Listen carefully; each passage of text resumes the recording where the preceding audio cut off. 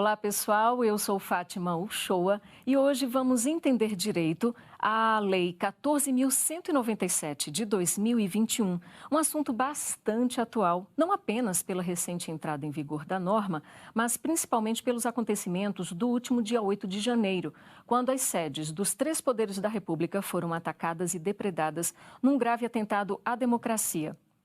Sancionada em setembro de 2021, a nova lei tipificou uma série de crimes contra o Estado Democrático de Direito. Entre as novas condutas criminosas previstas estão a de golpe de Estado e de interrupção do processo eleitoral, com penas que chegam a 15 anos de reclusão. A norma também revogou a Lei de Segurança Nacional, publicada em 1983. Para a gente entender direito a nova lei dos crimes contra o Estado Democrático de Direito, vamos conversar com o professor de Direito Renê Souza. Além da docência, ele exerce o cargo de promotor de justiça do Ministério Público de Mato Grosso. É também autor de obras jurídicas, mestre em Direito e pós-graduado em Direito Constitucional, Direito Processual Civil e em Direito Civil, Difusos e Coletivos. Professor Renê Souza, seja muito bem-vindo mais uma vez aqui ao Entender Direito. Você já participou de outro programa, não é, professor? Olá, Fátima Uchoa. Olá, pessoal do Entender Direito. Realmente é uma satisfação estarmos aqui de volta, porque sei da extrema competência e capacidade do programa Entender Direito levar ao conhecimento do público brasileiro questões realmente relevantes de serem entendidas, como esses crimes recentemente editados e criados no nosso país. É uma satisfação estar aqui de volta e vamos tentar esclarecer um pouco das dúvidas que este tema traz à tona. E o nosso outro convidado é o professor de Direito Ricardo Silvares. Ele também é promotor de justiça com atuação no Ministério Público de São Paulo. É doutor em Direito Processual Penal pela Faculdade de Direito da Universidade de São Paulo. Possui, entre outros, especialização em Direito Penal Econômico e Europeu pela Universidade de Coimbra, em Portugal. Uma das obras jurídicas dele tem tudo a ver com esta edição do Entender Direito, pois ele é coautor do livro Crimes contra o Estado Democrático de Direito, Lei 14.197 de 2021, comentada por artigos, publicação organizada pela editora Juspodium. Professor Ricardo Silvares, muito obrigada desde já por aceitar o nosso convite. Olá, Fátima. Olá, Renê. Eu quero dizer que é um prazer enorme estar aqui nesse programa e eu espero que ao final dele a gente possa esclarecer melhor o público, né, sobre a Lei 14.197, que já parece estar sendo aplicada quando imaginávamos que ficaria lá durante muito tempo adormecida. Mas não, nós já, infelizmente, já temos que aplicar. Pois aí, a gente já abre o nosso debate, professores, com a seguinte pergunta, antes de esmiuçar os crimes contra o Estado Democrático de Direito relacionados na Lei 14.197. Começando por você, professor Ricardo Silvares, qual é a definição de Estado Democrático de Direito adotada pelo ordenamento jurídico brasileiro e como é que esse conceito evoluiu aí ao longo da nossa história? Veja, Fátima, nós não temos uma definição de Estado democrático de direito. Essa é uma noção que vai até além, propriamente, do próprio direito penal, do próprio direito em si. Ela é uma noção que agrega ideias das ciências sociais, das ciências políticas, enfim. Mas a ideia de Estado de Direito, ela é uma ideia muito cara, né, à nossa civilização, porque ela se funda na ideia de que nós temos que respeitar, né, sermos guiados por leis, por regras abstratas, enfim.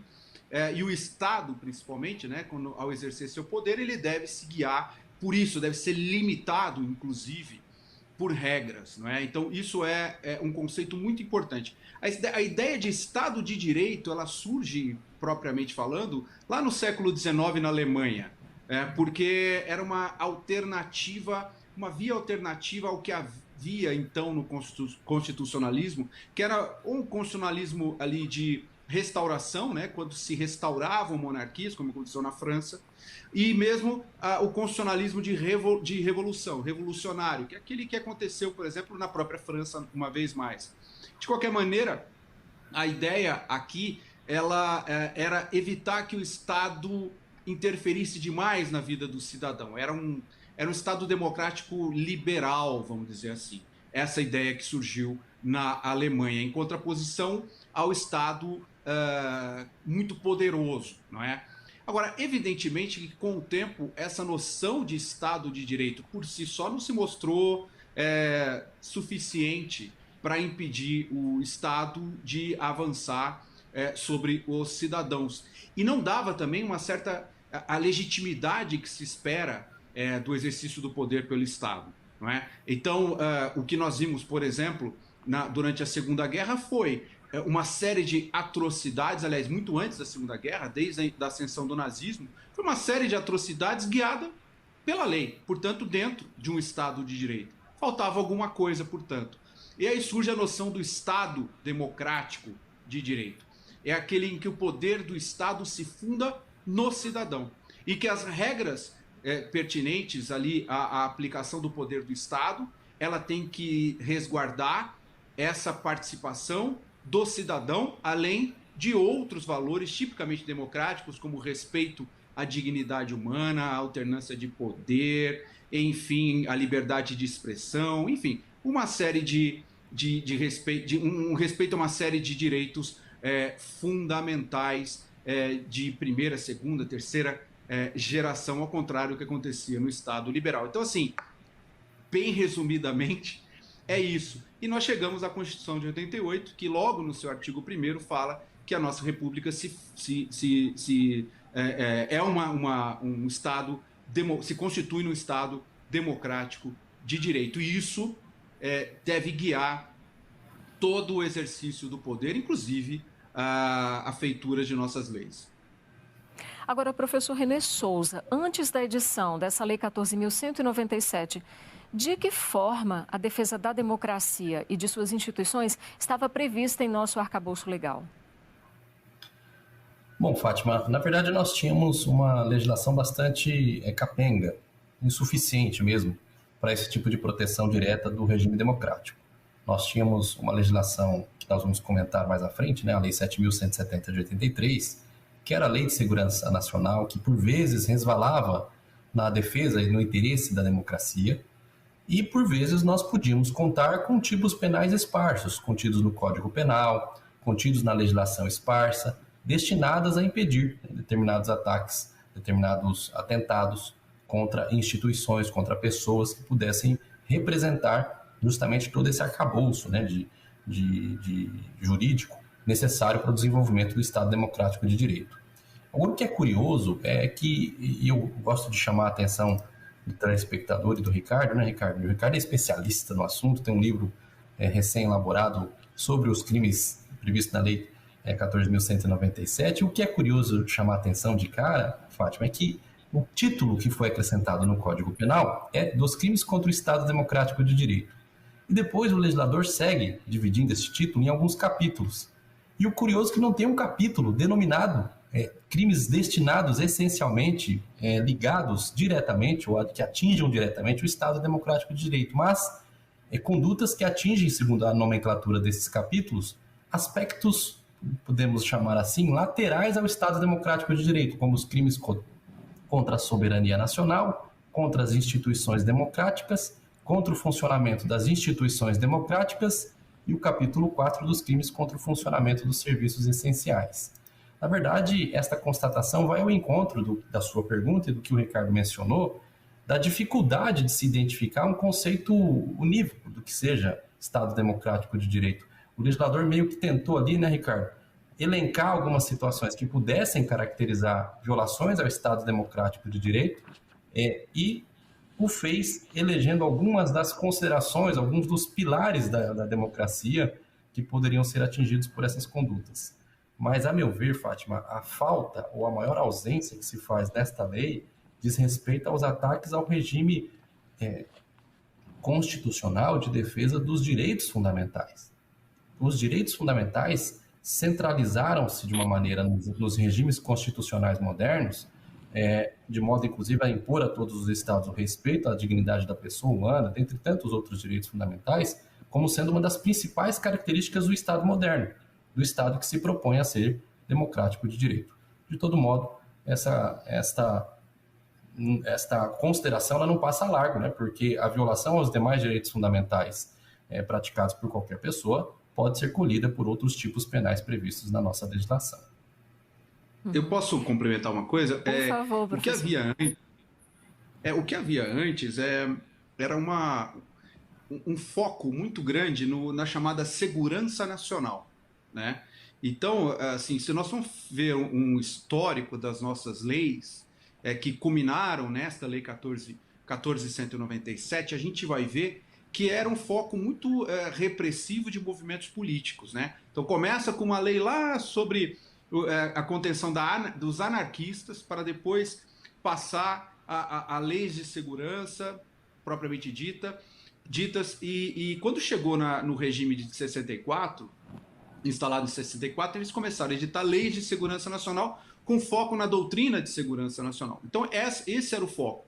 A última lei, essa lei 710, 170, que foi revogada, eu confundo o número de leis, já vou avisando aqui. Quando houve a revogação desta lei, essa última lei, ela era de 1983. Então, já era um momento, o final ali daquele regime. E era um momento de muita mudança legislativa. Foi o momento que nós tivemos a nova parte geral do Código Penal, por exemplo, né? Que foi um ano depois, em 84.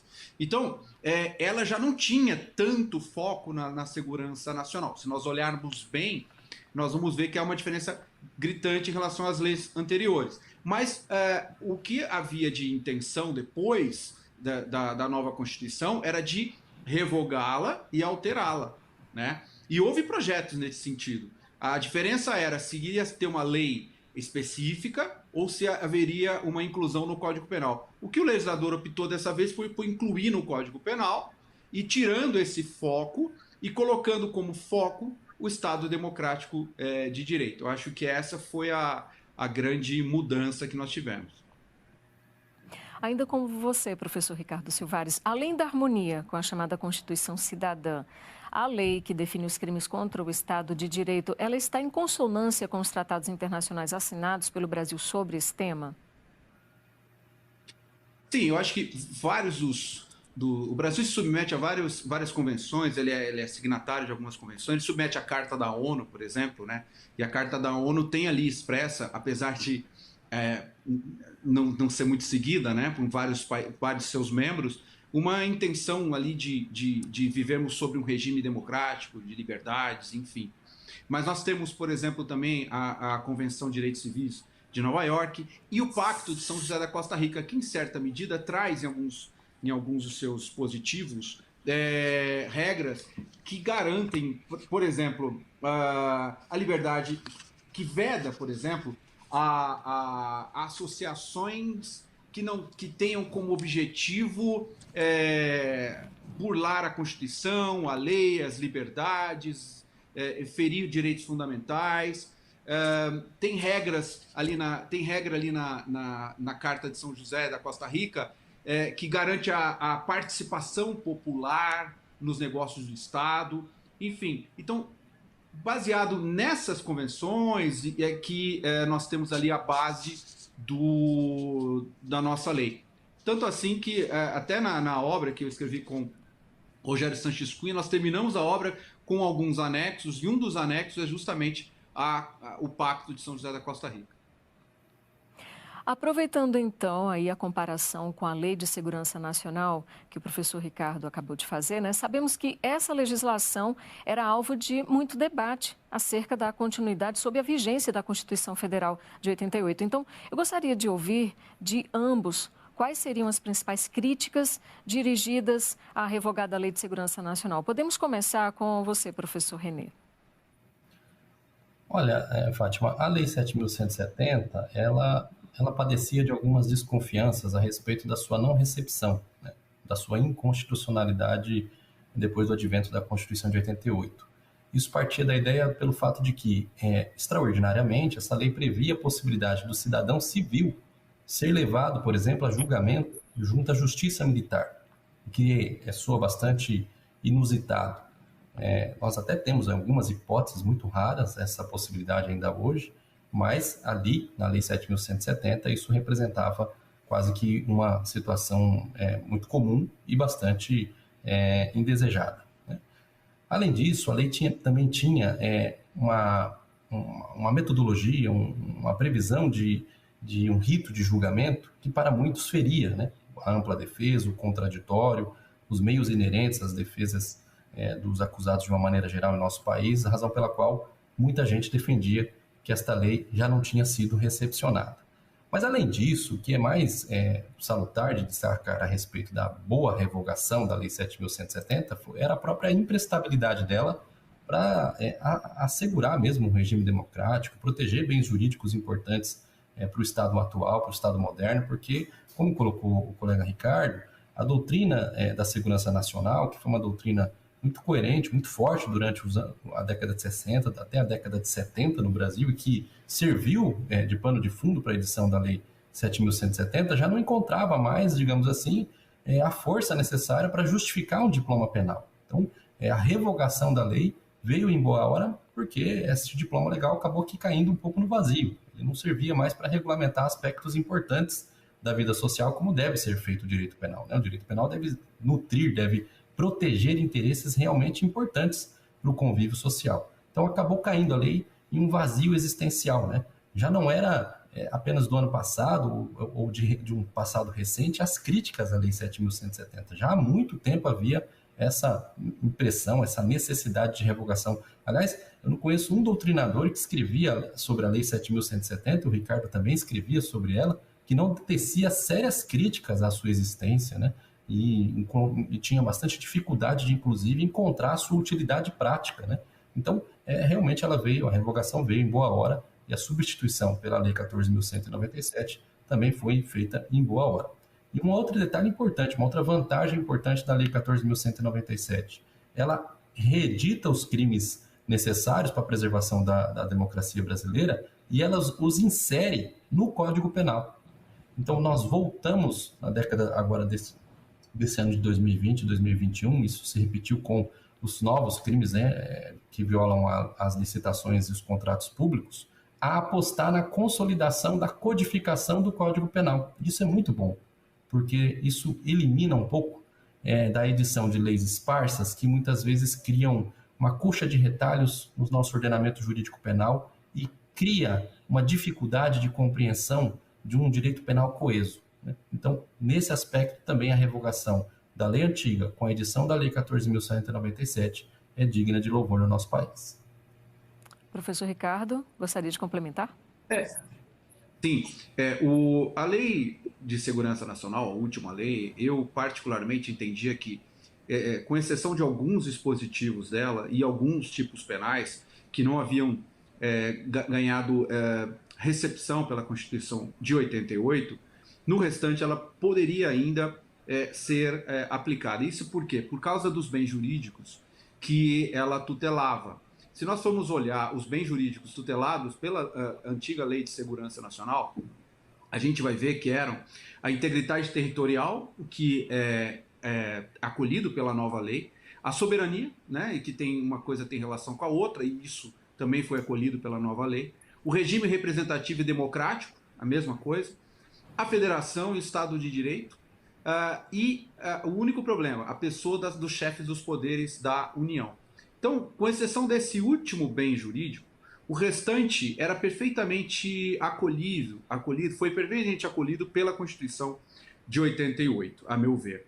Então, o que era necessário fazer? Era necessário um processo de mineração ali, né? Olhar um por um dos dispositivos e olhar que isso daqui não, isso daqui foi aceito, isso daqui a gente considera revogado não recepcionado pela Constituição de 88, né? Então é muito isso. Agora, tinha tipos penais ali que eram realmente, que feriam a liberdade de associação, que feriam a liberdade de manifestação, etc. O que é vício que não foi transposto para o Código Penal agora por esta nova lei. Eu só tenho uma ressalva a um dispositivo que foi acrescentado ao Código Penal por essa lei nova, que foi no artigo 288, salvo engano, um parágrafo, 288 não, é o artigo 287, 288, é por aí, que fala sobre incitar aí animosidade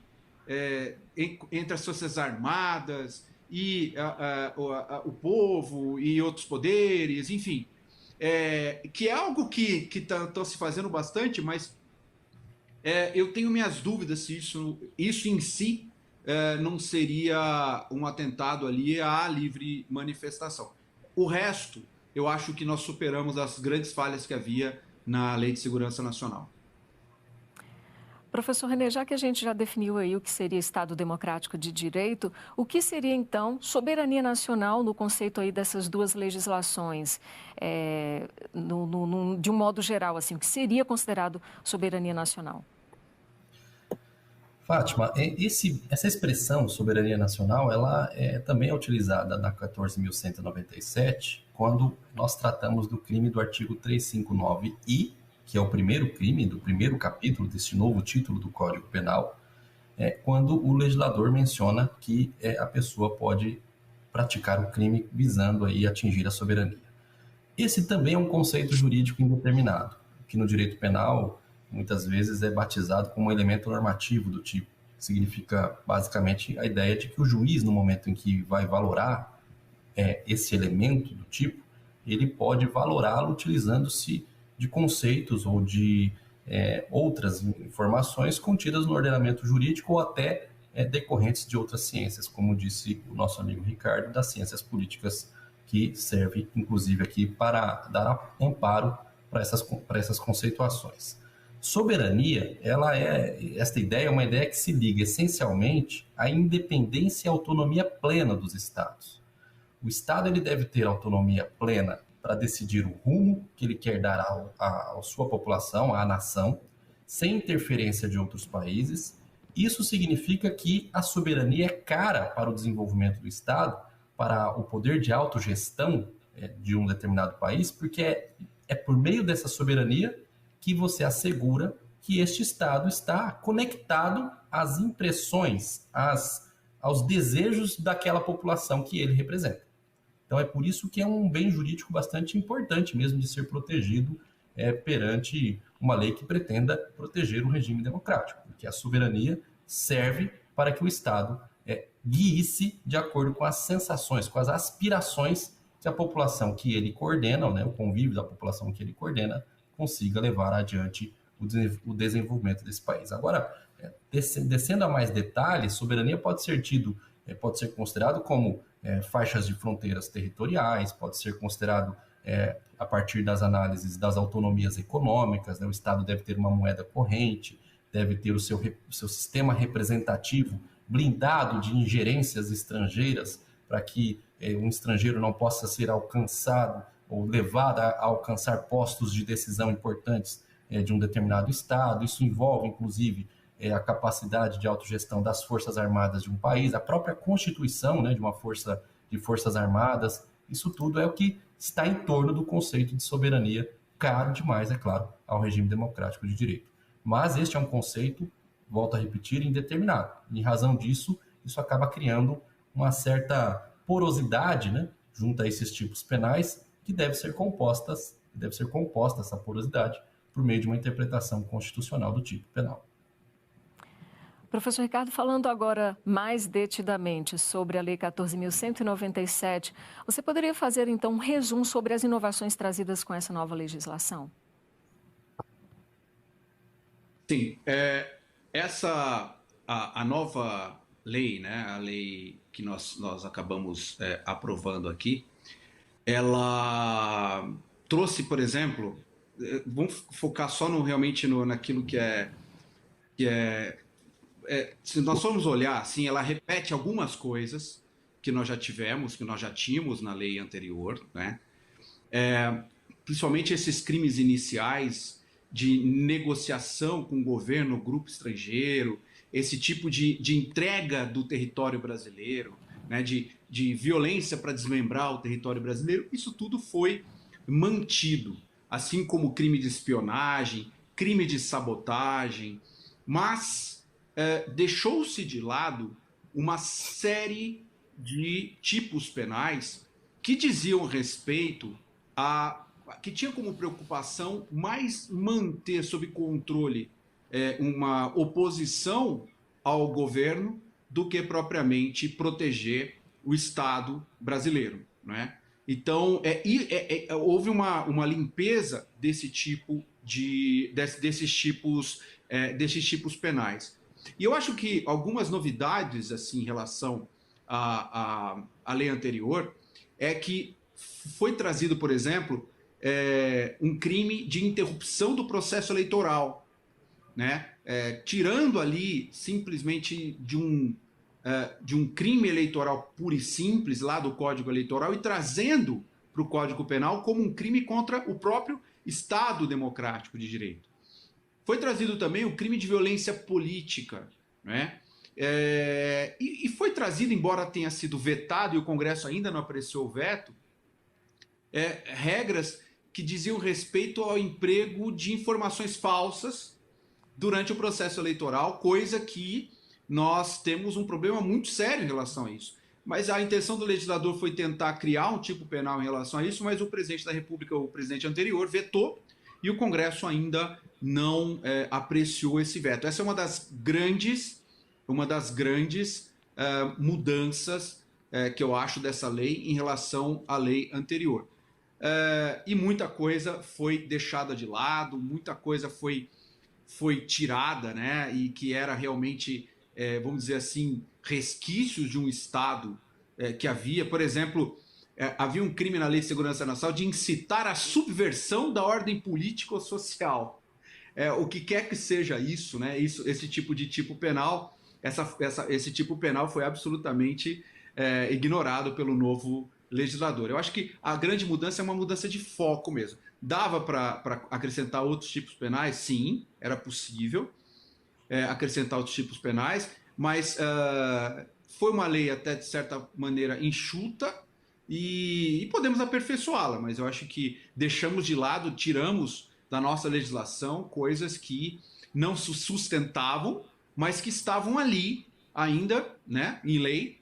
E quando nós temos algo em lei que não foi revogado, para depois alguém dizer, olha, foi recepcionado pela Constituição e começar a aplicar, é um pequeno passo, né? Então, foi bom que isso tenha saído.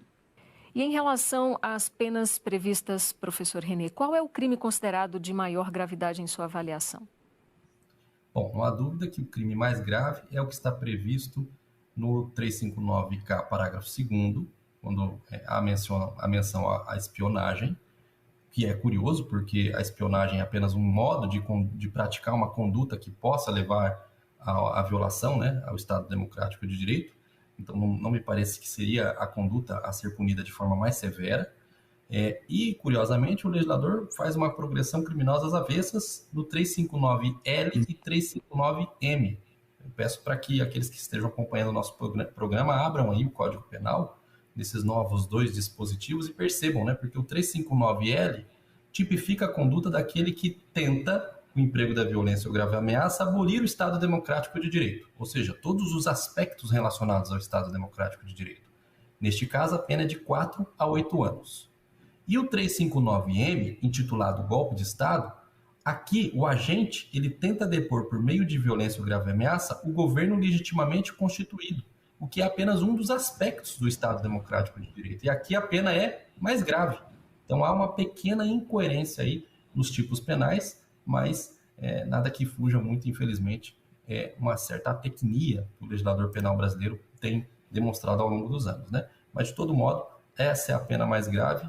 A gente também nota um recrudescimento significativo das penas dos novos crimes da Lei 14.197, quando nós as comparamos com as penas da Lei 7.170, também típico, né, do movimento de expansão do direito penal moderno, para tentar aí inibir de uma vez por todas condutas que são nocivas ao funcionamento do Estado moderno. Bom, e dada a gravidade das condutas que atentam contra o Estado Democrático de Direito, é possível, professor Ricardo, enquadrá-las, ou pelo menos enquadrar alguma dessas condutas como crime hediondo? Não, podemos até considerar do ponto de vista não, digamos assim, jurídico, como hedionda a conduta, mas do ponto de vista jurídico, para ser hedionda uma conduta, ela precisa estar no rol da Lei 8.072, que é a Lei dos Crimes Hediondos, né? Portanto, se não for colocado na Lei 8.072, então não é possível se ter uma conduta considerada uma conduta considerada hedionda, por mais grave que ela seja. E é curioso porque o rol da Lei 8.072 ele vem sendo alterado de tempos em tempos, né? Nós tivemos alterações mais recentes, foi acho que o ano passado, salvo engano, em que nós tivemos algumas alterações. E sempre é uma discordância sobre o que está e o que tem que estar nesta lei, não é? E nenhum desses tipos penais, salvo engano, foi incluído no rol de crimes hediondos. O que poderia perfeitamente ocorrer com uma reforma legislativa. Agora, professor René, ainda sob a ótica da centralidade da defesa da democracia e de suas instituições, eu gostaria de saber se um condenado por crime contra o Estado de Direito, ele pode vir a ser beneficiado com os institutos da anistia, da graça ou do indulto? Veja, um pouco até resgatando um pouco da tua pergunta anterior, embora os crimes previstos nesta lei não sejam hediondos, nós temos um dispositivo constitucional que quase equipara o regime constitucional conferido aos crimes hediondos a esses crimes da Lei 14.197. Por quê? A Lei dos Crimes Hediondos, ela tem como fundamento constitucional o artigo 5º, inciso 43 da nossa Constituição, que determina expressamente que o legislador ordinário está vinculado, está obrigado a editar uma norma que dê um tratamento um pouco mais severo àquilo que vem a ser crime hediondo. Pois no inciso seguinte do artigo 5º, a nossa Constituição Federal expressamente menciona, artigo 5º, inciso 44, que constitui crime inafiançável e imprescritível a ação de grupos armados, civis ou militares, contra a ordem constitucional e Estado democrático. Por um inciso, né, muito próximo, o Constituinte brasileiro determinou ao legislador ordinário que fosse dado a estes crimes também um tratamento mais severo. Podemos ver aí, inclusive, extrair daí uma expressa condição, uma expressa determinação da Constituição, um mandado expresso para que a Constituição criminalizasse com uma certa severidade os comportamentos aqui considerados como criminosos. Porém, essa Constituição, até pela aplicação, análise de um dispositivo que está em seguida ao outro, demonstra que esses crimes da Lei 14.197 não são insuscetíveis de graça, ou anistia, ou indulto. Eles podem ser alcançados por esses benefícios penais até por exclusão, já que quando a Constituição quis excluir o alcance a esses benefícios, ela o fez expressamente no inciso 43. No inciso 44, esse que se refere aos grupos armados, militares ou civis, contra a ordem constitucional e o Estado democrático de direito, ela se ateve pura e simplesmente a mencionar que eles seriam imprescritíveis e inafiançáveis. Portanto, me parece que eles podem sim ser alcançados por esses benefícios penais. E também podem ser alcançados por tantos outros benefícios penais previstos na nossa legislação, né? Progressão de regime em patamar, em índice compatível com a prática desses crimes e de acordo com o número ou a quantidade de pena fixada, alcance a sursi penal, a sursi processual, enfim, a todos os demais benefícios previstos na nossa legislação, quando for o caso deles serem aplicados. Bom, e agora eu gostaria de ouvir a opinião dos dois. A partir da entrada em vigor da nova Lei 14.197, como é que fica, então, a delimitação entre a prática criminosa contra o Estado democrático de direito e o exercício legítimo do direito fundamental à liberdade de expressão? Começando com você, professor Ricardo. E quando a gente fala aí de liberdade de expressão, gera bastante polêmica. Sempre gera bastante polêmica, né? Sem dúvida. Eu acho que esse é um dos grandes desafios, né, de qualquer legislador que pretenda tratar do assunto que nós estamos tratando. Ora, eu fico muito tranquilo em relação à nova lei, porque olhando os tipos penais, nós vamos ver que sempre o que se exige ali é o emprego de atos de... Estou falando pelo menos na parte de golpe de Estado, na parte de violência política, sempre o que se tem ali, o que se exige, são atos que serão praticados com violência, serão praticados com grave ameaça, e, portanto, deixa completamente de fora qualquer alegação de liberdade de expressão. Porque, veja, eu posso perfeitamente defender e entender que determinado regime político é melhor que o outro, que direita é melhor que esquerda é melhor que direita, que vivíamos no paraíso quando não tínhamos as nossas liberdades garantidas, não tínhamos nem direito ao habeas corpus. Enfim, as pessoas podem ter opinião que quiserem. Inclusive que a Terra é plana, que a Covid foi uma alucinação coletiva e coisas do tipo. Isso não tem problema nenhum, não é crime isso. O problema é que quando se emprega violência, grave ameaça para subverter os próprios princípios regentes da Constituição Federal, aí cessa a liberdade de expressão. Ela encontra um limite. E a partir daí nós temos crime. Então, protestar contra um determinado governo não é crime contra o Estado Democrático de Direito. Agora, tentar com violência depor esse regime é crime, né? A grande dificuldade que eu acho que vai ter, Fátima, é em relação àqueles que incitam outros a cometerem os crimes de golpe de Estado, de atentado contra os poderes. Esse é o grande problema. Até onde vai a liberdade de manifestação e a incitação ao crime? Porque vamos lembrar uma coisa. Nós temos no Código Penal, há muito tempo, o crime do artigo 286, que é o crime que é o delito de incitar publicamente a prática de crime. Golpe de Estado é crime. Portanto, a partir do momento que nós incitamos alguém a praticar golpe de Estado, nós podemos ter um crime. Agora, incitar de forma genérica, tem um sujeito determinado a que ele dê um golpe de Estado, não me parece que vai haver propriamente um crime. Eu tenho sérias dúvidas sobre a constitucionalidade do parágrafo único do artigo 286. Não era 288, era 286 que eu me referia anteriormente, que foi acrescentado pela nova lei. Ele fala o seguinte, olha, incorre na mesma pena quem incita publicamente animosidade entre as Forças Armadas ou delas contra os poderes constitucionais, as instituições civis ou a sociedade. Isso já constava da antiga Lei de Segurança Nacional. E sempre me pareceu algo que feria, muito próximo de ferir a liberdade de manifestação, até porque é difícil saber o que exatamente é incitar animosidade.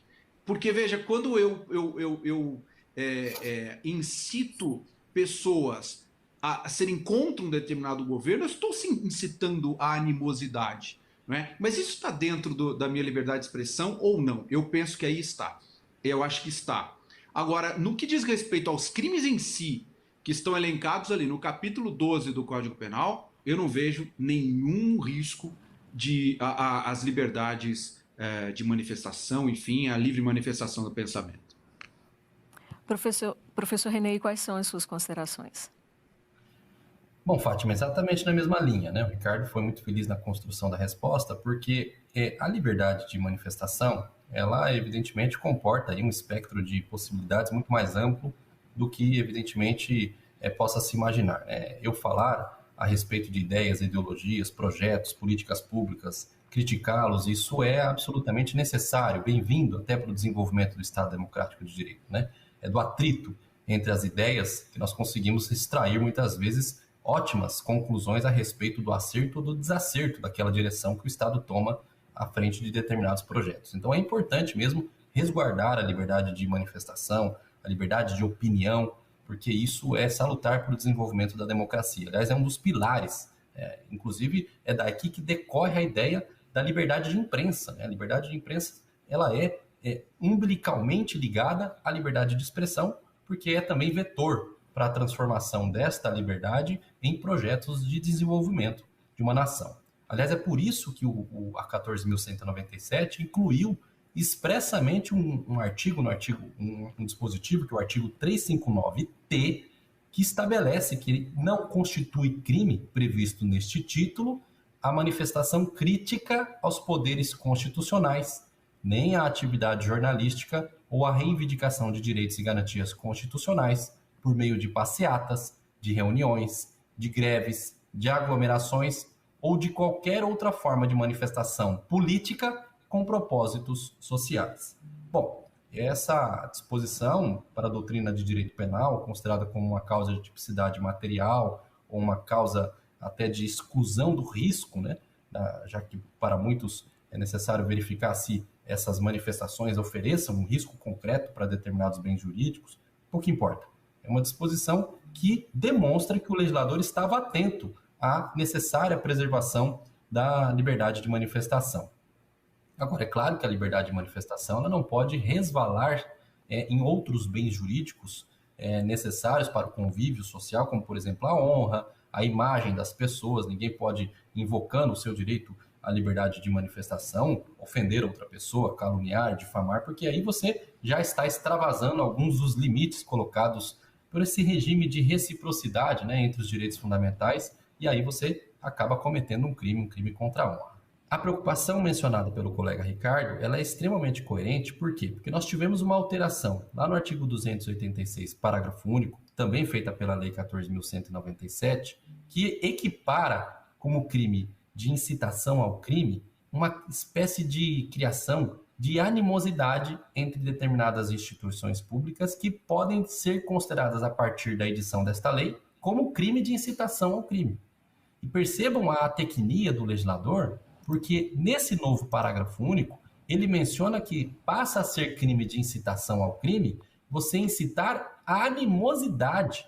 Esse conceito ele pode ser considerado, claro, em um grau extremo, com um clima de ódio, com uma conduta que procura desestruturar, abalar mesmo as Forças Armadas, ou os poderes constitucionais, ou as instituições civis, ou a própria sociedade, quando então nós poderíamos até fazer uma interpretação de restauração ou de preservação desse tipo penal e entendê-lo como sendo constitucional, mas também pode ser interpretada como pura e simplesmente uma crítica um pouco mais ácida, que leve aí um desconforto às Forças Armadas, aos poderes constitucionais, às instituições e à sociedade. E essa variação de interpretações, ela não é muito adequada para fins de direito penal diante do princípio da taxatividade que deve guiar o direito penal moderno, né? Então, esse parágrafo único serve aí como uma espécie de alerta e que pode ser atingido e que pode atingir muitas vezes indevidamente o direito de livre manifestação.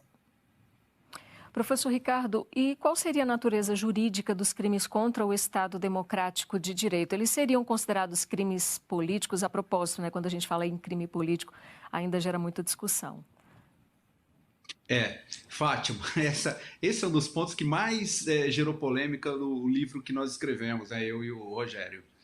Porque nós revisitamos um pouco a ideia de crimes políticos. A ideia de crime político, se você perguntar para 90 a cada 100 especialistas em direito penal, em constitucional, etc., eles diriam, eu tenho certeza, que todos esses crimes são crimes políticos. E por quê?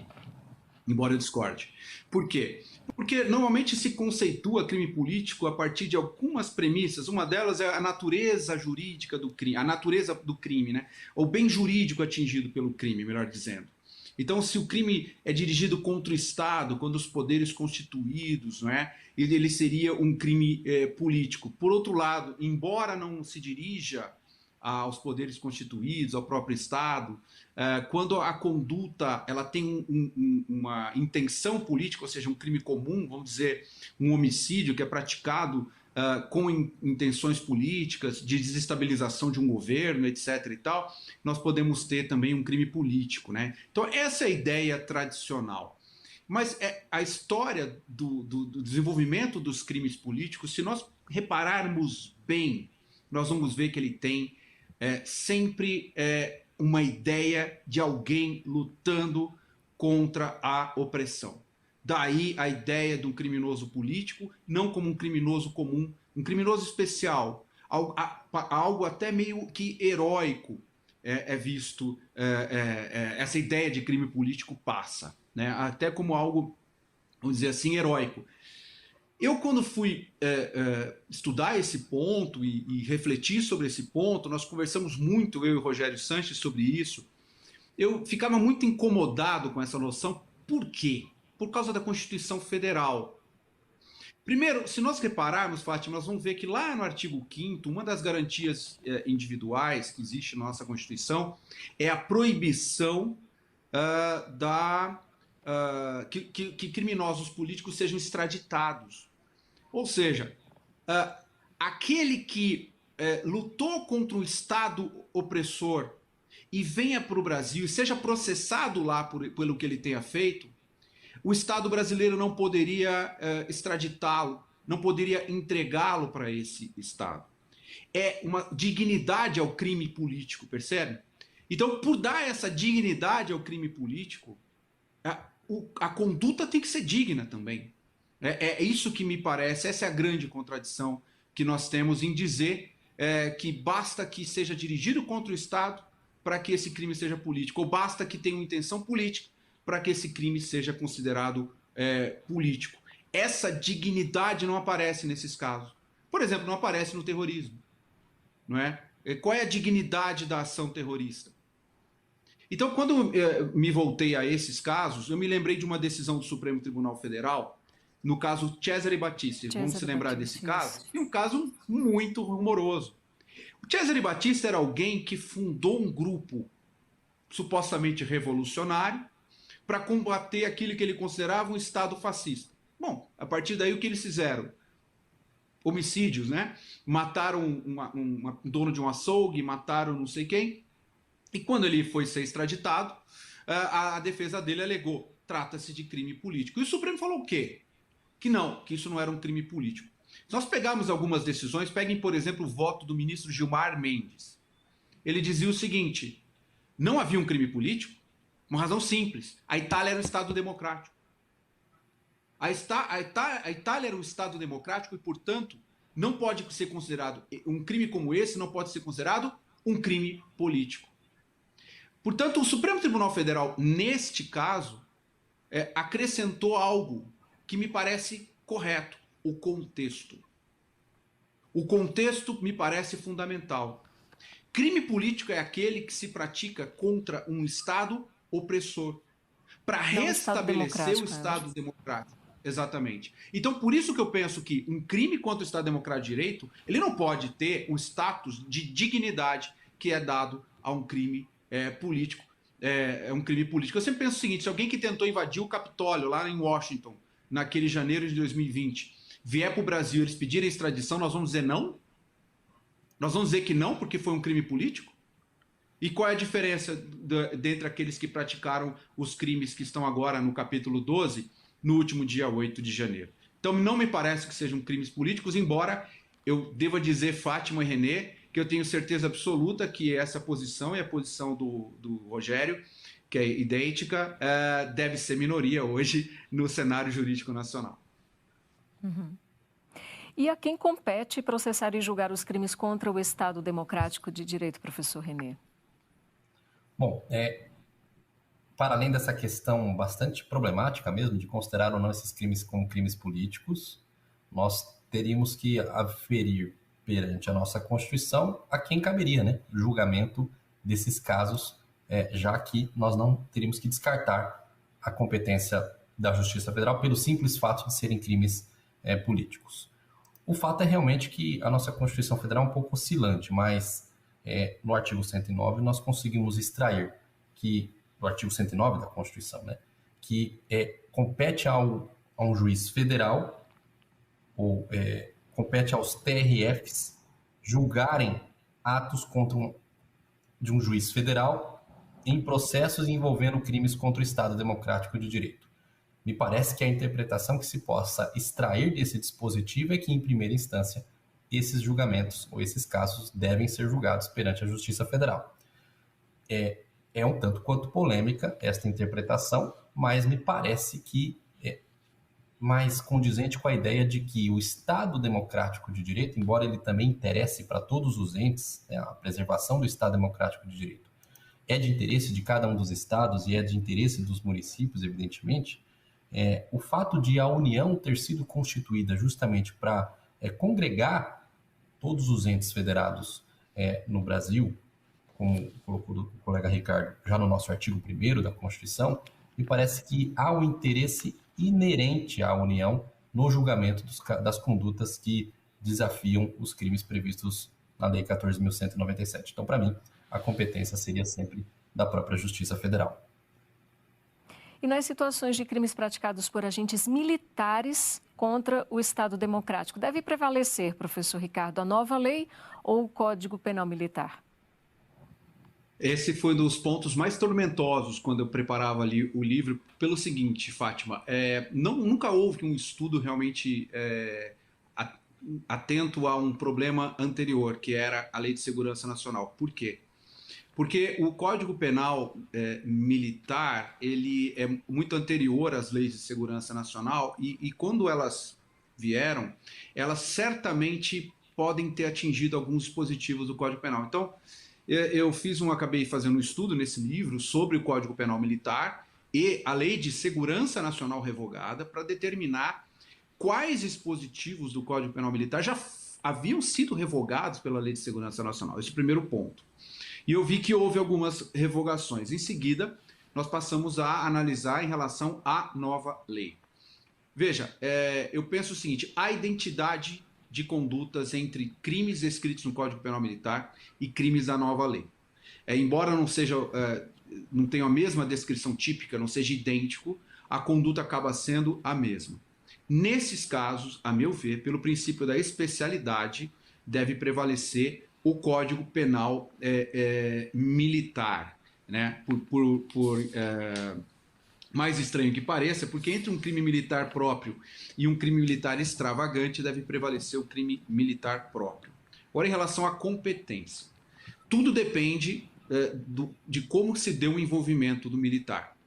Por exemplo, um militar que estivesse em serviço e cometesse qualquer daquelas condutas, lá do título 12 do Código Penal, ele será julgado pela Justiça Militar. Isso por quê? Porque ele estará dentro das circunstâncias do artigo 9º do Código Militar e, portanto, esse crime vai ser considerado militar. Não importa onde esteja na nossa legislação. Agora, se a conduta dele foi absolutamente desvinculada de qualquer das circunstâncias do artigo 9º do Código Penal Militar, então, nesse caso, ele vai ser julgado pela Justiça comum e não pela Justiça Militar. Essa é uma questão tormentosa que os tribunais terão que enfrentar nos próximos meses. Inclusive, e esse é um ponto importante, a competência do próprio Supremo Tribunal Federal, que, a meu ver, só existiria em casos em que envolvesse pessoas com foro por prerrogativa de função do próprio Supremo Tribunal. Do contrário, não. Bom, a gente já se encaminha aí para o final do nosso programa, é uma pena, né? Mas antes de a gente encerrar, eu gostaria de ouvir os nossos dois convidados quanto a reflexões e estudos no campo das ciências humanas sobre os desafios e perigos à preservação das democracias no mundo inteiro.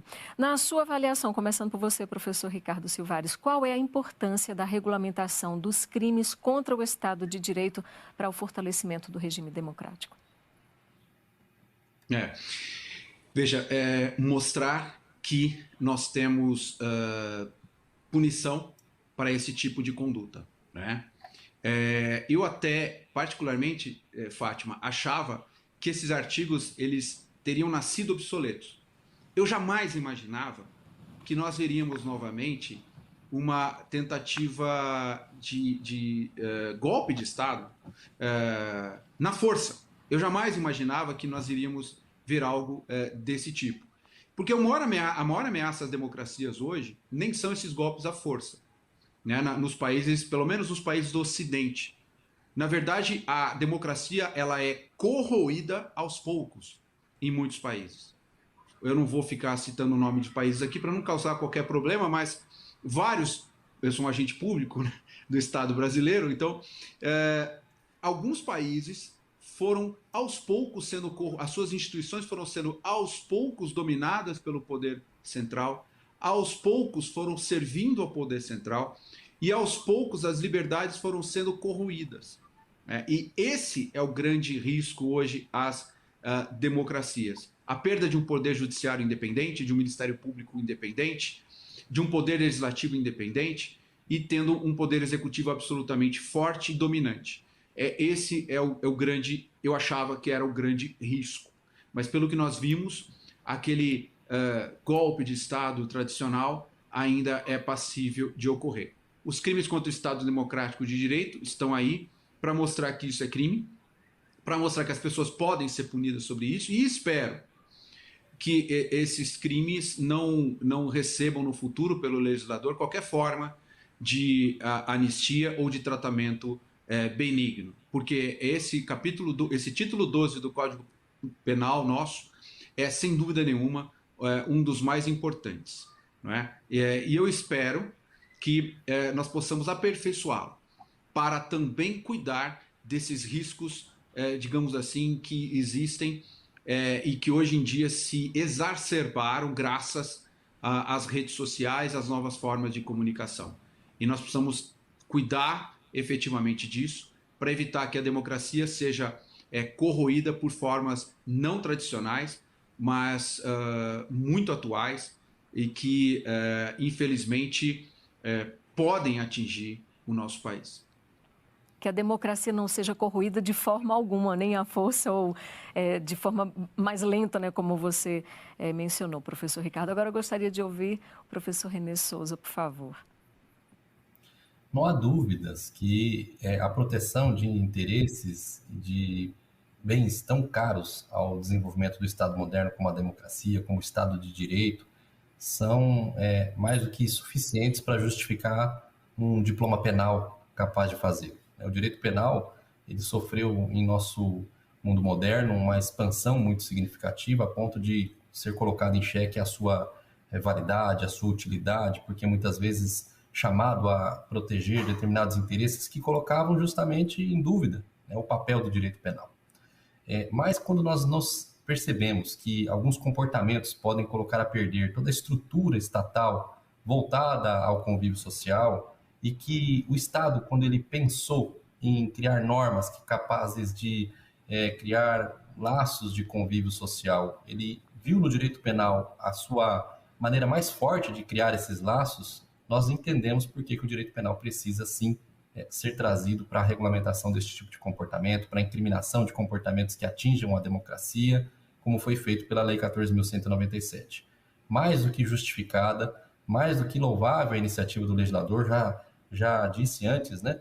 Na verdade, a Lei 14.197 não foi fruto de uma discussão repentina, muito pelo contrário, é um projeto de lei que caminhou há algum tempo no Congresso, depois de muitas discussões, inclusive, sobre a necessidade de revigoramento e de revogação da lei antiga, né, a Lei 7.170, para a colocação de um novo diploma penal um pouco mais moderno. O direito penal mostrando a que veio, por que ele é importante, resgatando um pouco para o cidadão brasileiro de que o direito penal é sim necessário, né? Não existe país civilizado no mundo que não conte com um direito penal bem adequado, bem funcional para resolver as mazelas do Estado, e isso veio, sem dúvida nenhuma, em boa hora em nosso país. Então, veio sim em bom momento a Lei 14.197, como colocou o amigo Ricardo, era um capítulo novo que todos desconfiavam a respeito da sua utilidade. Realmente hoje são outras as práticas que levam muitas vezes à deterioração da democracia, que não mais a atuação violenta, né? Ninguém mais consegue conceber uma Revolução Francesa no ano de 2023, tal qual ocorrida em 1789, mas, por incrível que pareça, por vezes isso pode nos assombrar e, para tanto, nós temos que ter um instrumento normativo bom para inibir e depois para reprimir um comportamento assim intolerável. É isso, pessoal. Ok, e hoje você entendeu direito sobre a Lei 14.197 de 2021, que estabelece os crimes contra o Estado Democrático de Direito. Quem esteve aqui conosco foi o professor e promotor de justiça Renê Souza. Professor Renê, muitíssimo obrigada mais uma vez aí por essa aula brilhante. Eu que agradeço o convite, Fátima Show, agradeço a todos do Entender Direito, fico à disposição de vocês para outros convites. Grande abraço. O nosso outro convidado, a quem eu também agradeço a participação no Entender Direito de hoje, foi o professor e promotor de justiça Ricardo Silvares. Muitíssimo obrigada, professor Ricardo. Eu só tenho a agradecer, Fátima, agradecer o pessoal do Entender Direito e estou à disposição também para outros programas e espero que tenha sido útil aí para quem está assistindo. É isso, pessoal. Se você quiser conferir novamente este e outros programas, basta acompanhar a programação da TV Justiça e da Rádio Justiça e acessar o canal do STJ no YouTube. Além disso, estamos em podcast nas plataformas de streaming de áudio de sua preferência. A gente se encontra.